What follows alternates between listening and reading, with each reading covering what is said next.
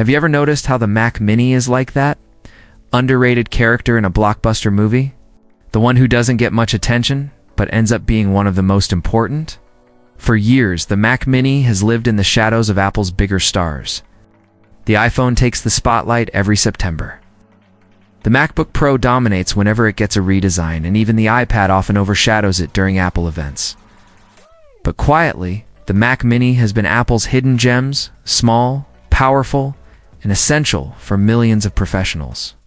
Now, with the Mac Mini M5 on the horizon, that quiet presence is about to change, and in 2026, it could finally step into the spotlight.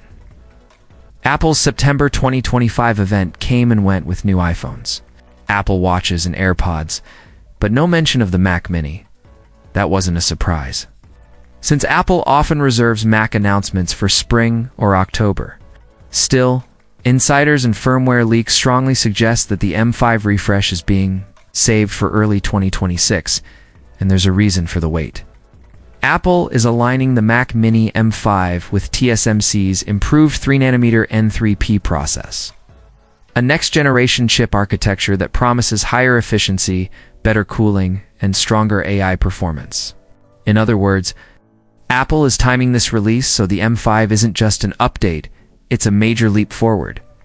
When it comes to design, don't expect Apple to reinvent the wheel. Historically, Apple holds on to the same form factor for years, refining it slowly over time. The iMac stayed largely the same for nearly a decade before its colorful redesign.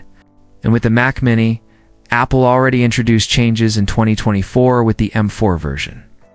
Like a smaller footprint and a shifted power button placement that sparked some debate, for the M5, most analysts believe the overall design will remain familiar, but subtle refinements are likely.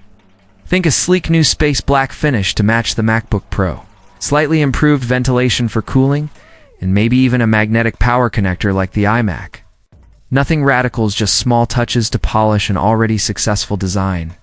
Tyee here is clear: it doesn't need to cut prices, just needs to add more value.